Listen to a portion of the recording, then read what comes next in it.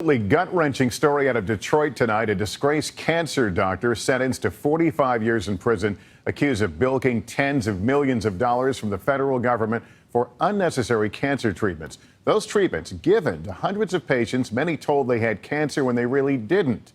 Our senior legal correspondent, Cynthia McFadden, tells us more. You may wonder why all these people are wearing yellow. It's because they want to send a message to a federal judge.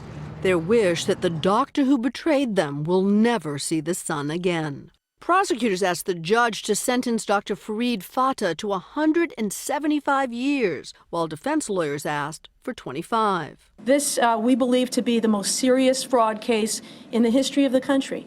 The judge decided on 45 years.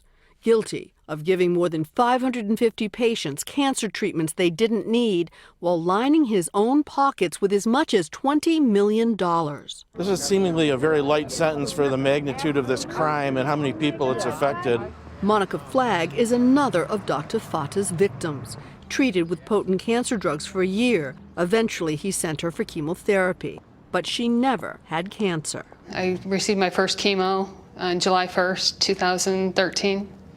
And the day was horrible. It was a lot of stress, a lot of emotional,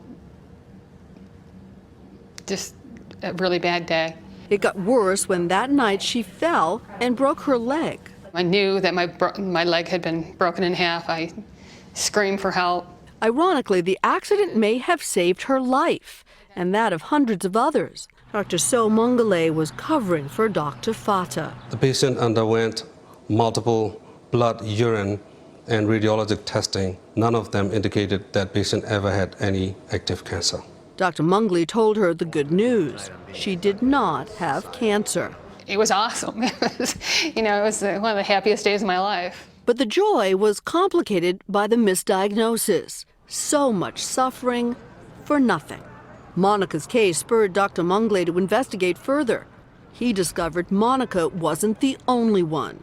But it was Dr. Fatah's office manager, George Karache, who alerted federal authorities. The victims' reactions today were mixed. I don't know how I'm going to get through this. I feel some closure with it. I mean, it will never close. No one wins today. People who trusted their doctor and were betrayed. I'm glad he will spend the rest of his life behind bars. He won't be able to hurt anyone anymore. Dr. Fatah broke down in court today, sobbing, telling the judge that power and greed had motivated him. Now, there is no probation in the federal system, and since Dr. Fatah is 50 years old, the 45-year sentence is effectively for life, even with time off for good behavior.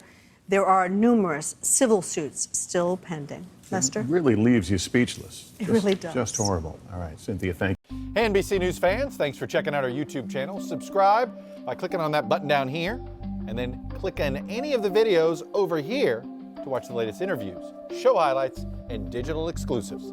Thanks for watching.